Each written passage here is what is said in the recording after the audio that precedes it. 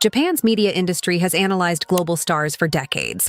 They've seen K-pop systems, idol factories, anime-inspired branding, and viral internet acts.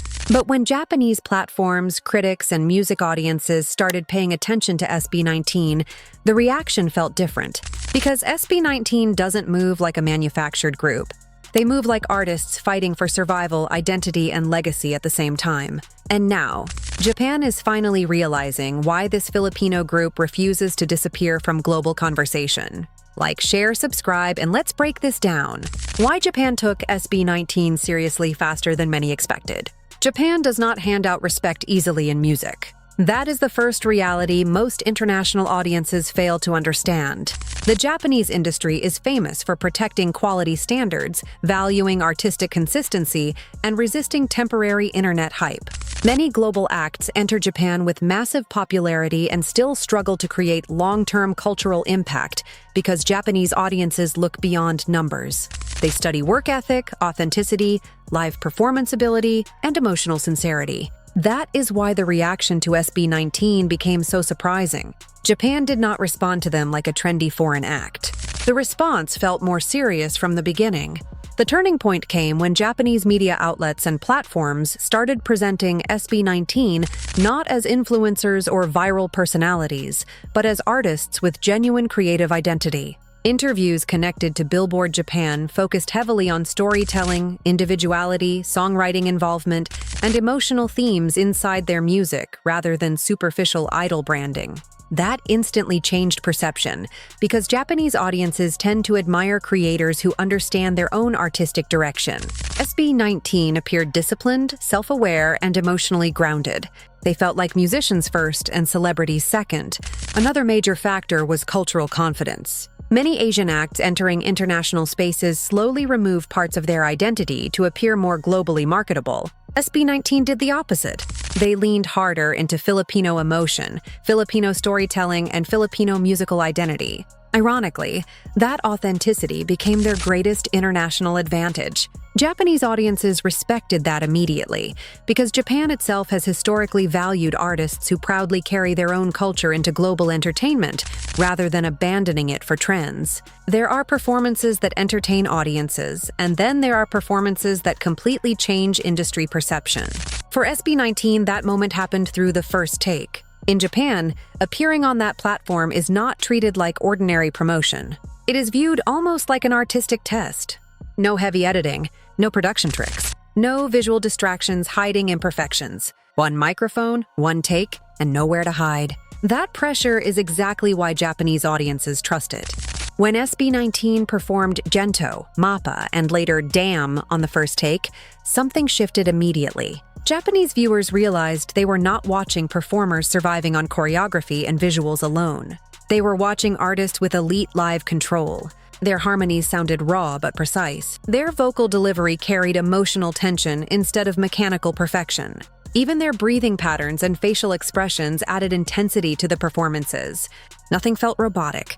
Everything felt emotionally alive. That distinction matters enormously in Japanese music culture. Japanese audiences do not only admire technical skill, they admire emotional sincerity inside performance. They want to hear strain, conviction, vulnerability, and pressure inside the voice, because that human imperfection creates authenticity. SB19 delivered exactly that atmosphere. Their performances felt cinematic without losing emotional realism.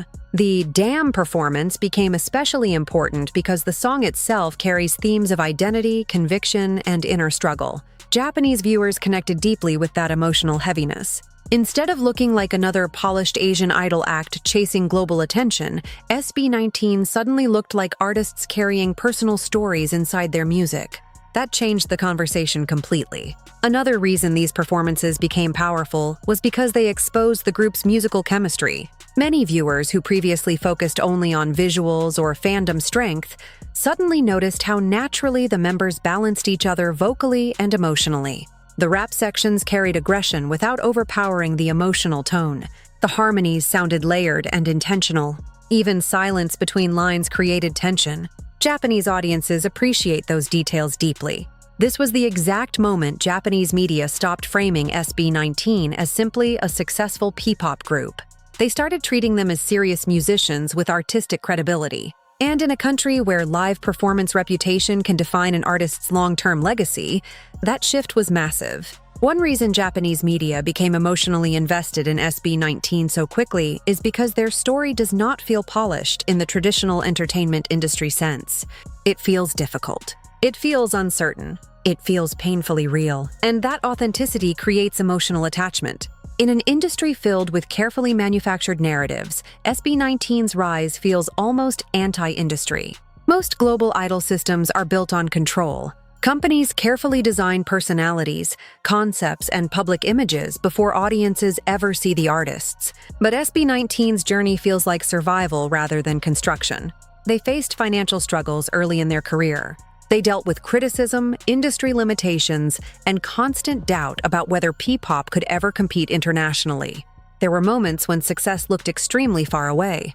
Yet they continued building step by step until they eventually created OneZ Entertainment and gained more control over their artistic future. That story resonates deeply in Japan because perseverance culture is emotionally embedded into Japanese storytelling traditions. Across Japanese sports, anime, films, and music, audiences connect strongly with narratives about endurance, discipline, sacrifice, and gradual self-improvement. SB19 naturally fits that emotional framework. Their success does not feel accidental. It feels earned through persistence. Their music strengthens that connection even further. Songs like Go Up, Mappa, and Damn feel emotionally tied to ambition, struggle, family, identity, and resilience. Japanese audiences quickly noticed that these songs carry emotional weight beyond catchy production. The lyrics and performances feel connected to real experiences instead of empty commercial formulas. What makes the story even more powerful is that SB19 never abandoned their Filipino identity while chasing global attention. Many artists entering international markets soften their cultural identity to appear more universally accessible. SB19 refused to do that. Their emotional expression, themes, and storytelling remained deeply Filipino. Ironically, that authenticity became the reason international audiences found them refreshing. That contradiction is the core reason Japan understands SB19 now. They became globally interesting not because they copied global trends, but because they protected the emotional truth of where they came from. Japanese audiences respect artists who carry cultural pride without arrogance, and SB19 embodies that balance perfectly. The result is something extremely rare in modern entertainment, a group whose growth feels emotional instead of manufactured. And once audiences feel emotionally connected to an artist's struggle, the loyalty becomes much deeper than ordinary fandom. Many people outside Asia still misunderstand what separates ordinary idol groups from long-term artistic acts. Performers can follow instructions. Creators build identity. That is the difference Japanese media started recognizing in SB19 almost immediately.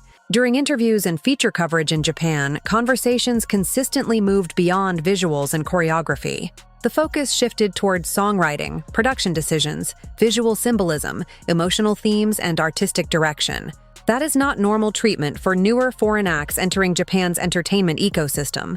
Japanese culture deeply respects creators. Whether it is manga artists, film directors, composers, or animators, people who build original ideas earn enormous cultural respect. So when Japanese audiences realized SB19 members actively participate in crafting their own music and concepts, perception changed dramatically. The group stopped looking like a product and started looking like artists with personal vision.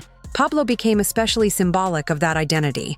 His involvement in songwriting and conceptual storytelling showed audiences that SB19's artistry comes from internal passion rather than corporate assembly line management.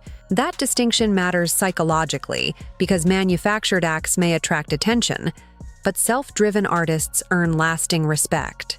Japan values artistic credibility heavily, and SB19's creator-driven identity gave them exactly that. The Billboard Japan breakthrough was bigger than people realize.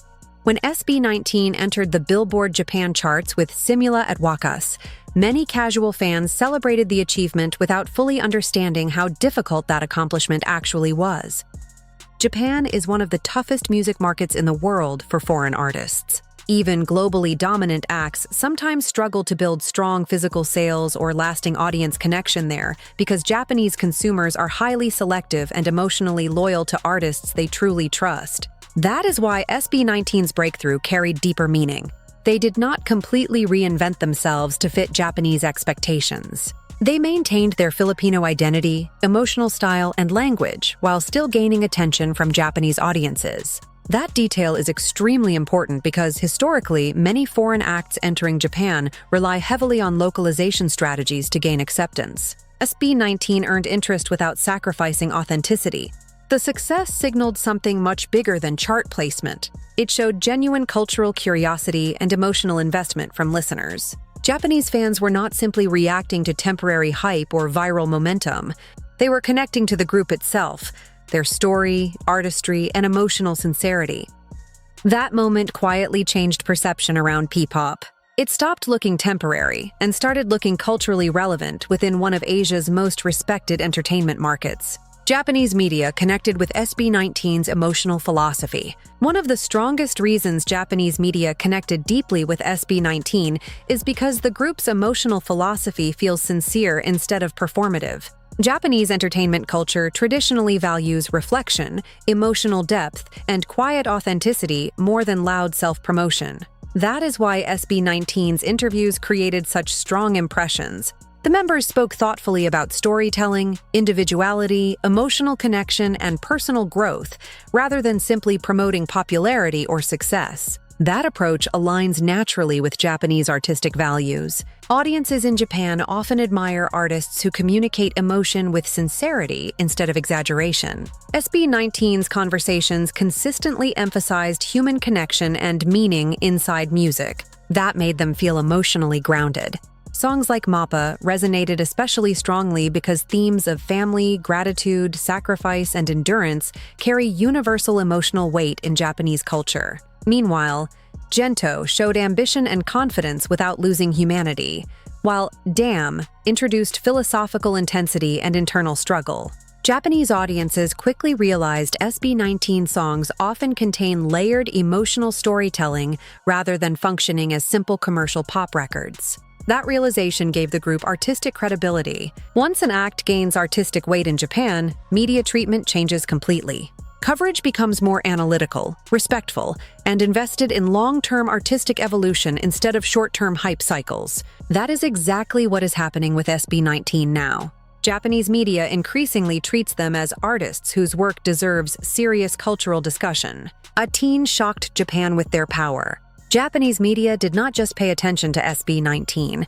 They became fascinated by A-ten because the fandom's power was impossible to ignore. Global voting campaigns, streaming projects, trend domination, and repeated international victories forced outsiders to recognize that this was not an ordinary fanbase. Winning the Billboard Fan Army competition 3 consecutive years completely changed global perception. Suddenly, international audiences started asking why supporters were willing to fight so intensely for this group.